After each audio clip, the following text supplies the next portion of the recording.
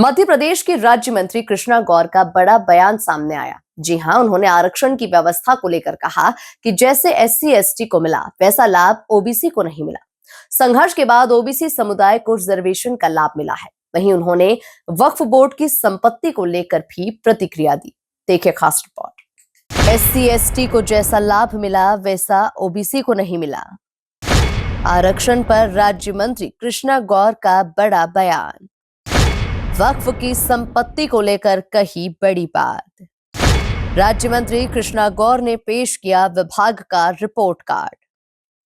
दरअसल मध्य प्रदेश में डॉक्टर मोहन यादव सरकार के 2 साल पूरे होने पर मंत्रियों के रिपोर्ट कार्ड पेश करने का सिलसिला जारी है।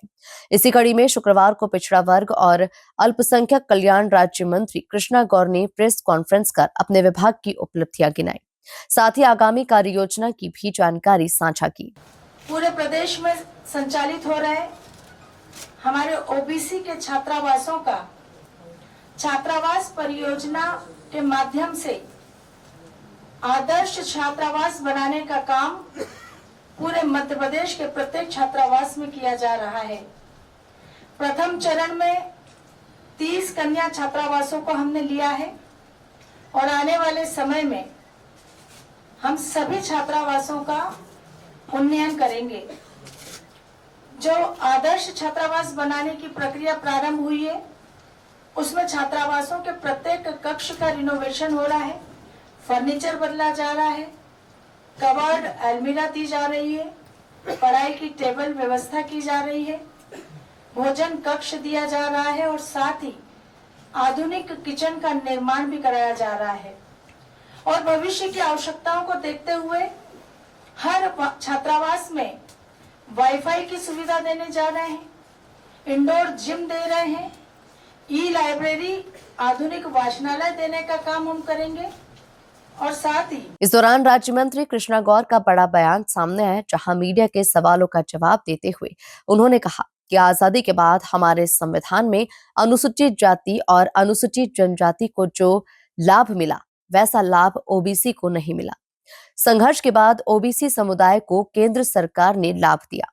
कृष्णा गौर ने बताया कि मध्य प्रदेश में ओबीसी के लिए हर स्तर पर कार्य किया गया और लाभ दिया गया।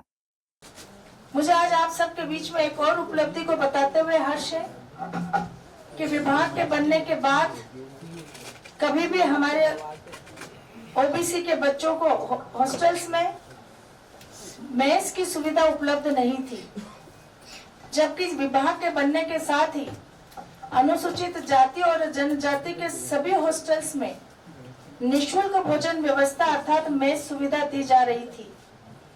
मेरे विभाग संभालने के बाद हमने इस दिशा में प्रयास किया और हमारे प्रयासों को सफलता माननीय मुख्यमंत्री जी के सहयोग से मिली और अब प्रत्येक छात्रावास में निःशुल्क भोजन व्यवस्था प्रारंभ की जा रही है।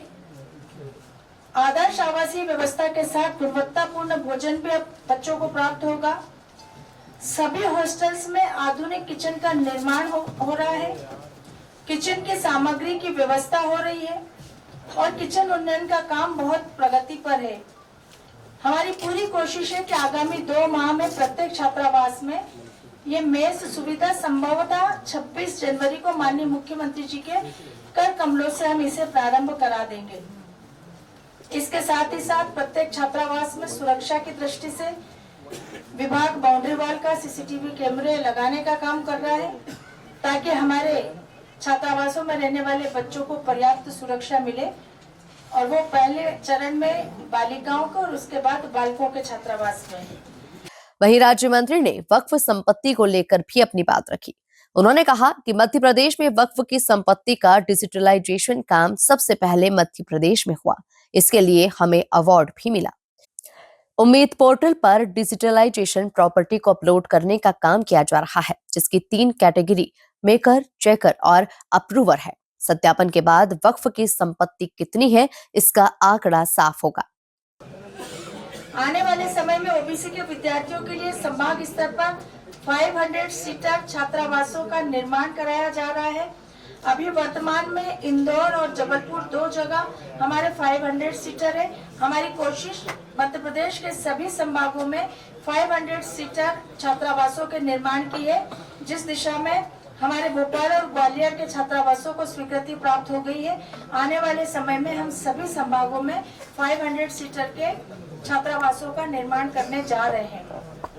एक और महत्वपूर्ण योजना के बारे में आपको बताना चाहूंगी, जिसका नाम है शौर्य संकल्प प्रशिक्षण योजना। मध्य प्रदेश में ओबीसी के युवाओं को सैन्य बल और अन्य सुरक्षा बल जैसे पुलिस, होमगार्ड, निजी सुरक्षा एजेंसियों में भर्ती के लिए गुणवत्तापूर्ण आवासीय प्रशिक्षण के माध्यम से बेहतर आवास की उपलब्धता सुनिश्चित कराने हेतु हमारे विभाग ने योजना तैयार की है। प्रतिवर्ष 4000 ओबीसी के युवाओं को आवासीय प्रशिक्षण दिया जाएगा, जिसमें शारीरिक प्रशिक्षण के साथ साथ सैद्धांतिक विषयों में भी प्रशिक्षण दिया जाएगा। इसके माध्यम से बड़ी संख्या में हमारे बच्चे जो होमगार्ड में, निजी सुरक्षा एजेंसियों में, सुरक्षा बलों में, पुलिस में, सैन्य बलों में जाने की इच्छुक होते हैं, लेकिन आर्थिक अभाव की वजह से वो प्रशिक्षण प्राप्त नहीं कर पाते।